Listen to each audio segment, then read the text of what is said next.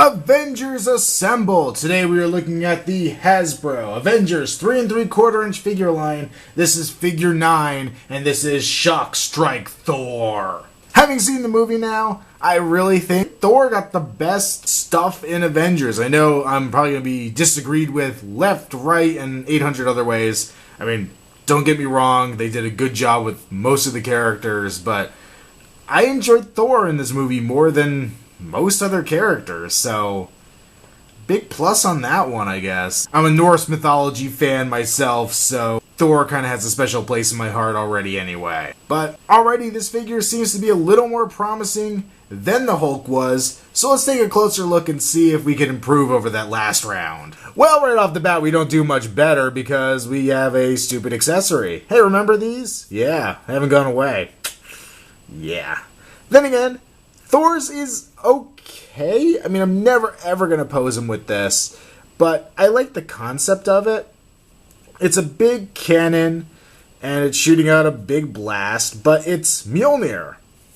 It's like lightning-infused Mjolnir, and all this electricity over the cannon to kind of disguise it. It's not a bad look. I mean, like I said, I'm never ever going to pose him with this, but at least they tried. They tried something, and I have to give them credit for not just giving him a missile launcher for no good reason, or a big phallic symbol inside of a sword. But, you know, like everything, hit the button. I actually fire with some force. Wow, that surprised me. It's got the clip underneath that holds it on his wrist. It also swivels down and has that peg. I know it's more of a locking mechanism, but if you had a character with a peg hole in his back, I guess you could clip the lightning to him. I don't know what that would do, but you could do it. Thor also comes with his trusty hammer Mjolnir. So he comes with 2 Mjolnirs. But yeah, this one is, it's a nice one. It's very similar to the one we got with the Thor series of figures, and I thought it was actually the same hammer repurposed until I brought in the other hammer side by side. You can see there is a very big size difference on it. I was really surprised. The paint app on this one is shinier.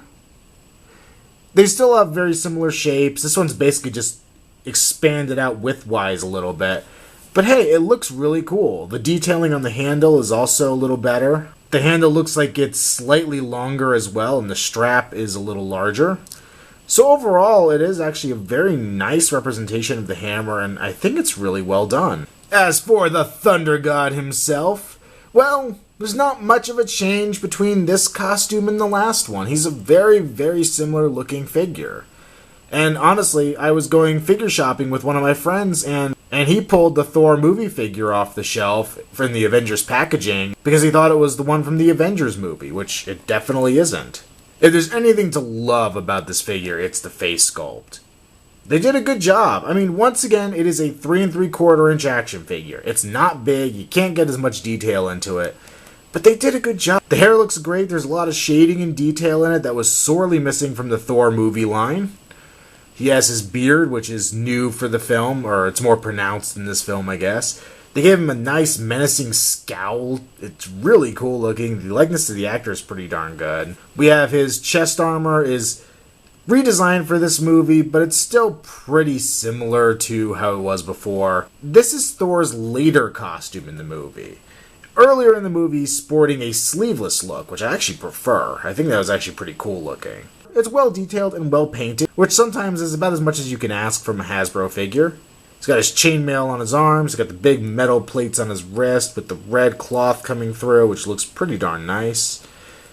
His pants have never been very detailed. I mean, they're just blue with some stripes in it. The old figure wasn't much different. He's got his boots on, similar to the last boots, but a little redesigned. He's got his big red cape. I believe this is exactly the same red cape. It's actually a lot lighter in color, and I could have used some shading. The hair has some nice shading, but the cape did not get that much treatment. If we bring in the movie Thor, I chose the unhelmeted version just because he's unhelmeted in this movie. You can see they're pretty compatible. The new movie one is a little taller, which is nice, I guess, because Thor is a taller character, so that kind of works out well. As I mentioned before, the cape's very similar. I do like the cape on the original movie figure a little bit better just for its darker hues. Wouldn't be a hard customization fix. All it needs is a black paint wash or even a gray paint wash would do it well. But it's nice to have the two bodies side by side, and they're pretty comparable, and they'd work well together if you were going to do a full Avengers series diorama or something like that. For articulation, Thor has technically a ball-jointed head. The hair limits the up and down quite a bit, but it does have a good swivel side to side. His pin and socket shoulders, though this side for me is really loose. I was actually trying to put the cannon on his arm earlier, and it kept just floating down, which is disappointing. It's stiff in this direction, which is fine, but just going out to the side's a little bad. Bend and rotate at the elbow. No wrist articulation. At first I thought, the Hulk, okay, that was stupid. This one, maybe it's because they sculpted from his arm onto his wrist, but really, come on guys. Wrist articulation, please. And the story continues on. Nothing in the chest, no waist joint. You know, the ball-jointed chest I've complained about before, I could do without it, but you need a waist joint. Just a swivel waist would have been nice. It couldn't have been that hard to do. The leg joints, these are even better than the Hulk. No stupid pin swivel thing here. They can go forward and backwards and out to the side. Really easy articulation. You could swivel at the upper leg. However, if you move one of the legs, occasionally the other leg travels with it, but all you gotta do is hold the one in place and you could just get fine articulation out of it.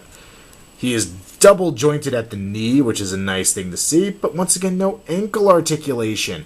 Really limiting the amount of poses you can get Thor into, because without ankles, you really can't do much with that leg articulation, except pull a Captain Morgan with him. I don't know, maybe we'll wait till we get to one of the next figures so we could pull a Captain America Morgan. As I said before, I really enjoyed Thor in Avengers. I thought he was a lot of fun. And I understand why Hasbro went with the final battle costume, even if I do kind of prefer the earlier one. Truth be told, if you can get your hands on one of the non-movie accurate Thor figures from the first wave of the Thor movie, where he had the bare arms, you could probably custom out that version pretty easily. Just take the cape off and switch the arms out. It wouldn't be a very sturdy custom, but you could probably pull it off. And I really love the fact they gave him a beefier hammer this time. I hadn't even noticed that until just now, and I really do like that addition to detail. The head sculpt, I really dig. But overall, Thor is a decent figure, and even though he's missing a lot of articulation that I think is absolutely necessary, I'm going to give him the mildest of passes. To some degree, I feel like I have to recalibrate my expectations with the Avengers line, just seeing that I know that articulation is going to be missing, and putting it out there to the world that articulation is missing on these figures, so you just have to see past it, I guess. But Thor is a solid entry into the line, and I think worth picking up to have for your collection. It's been another Outside the Box review, and stay with us as we delve even deeper into the depths of Avengers. Stay tuned.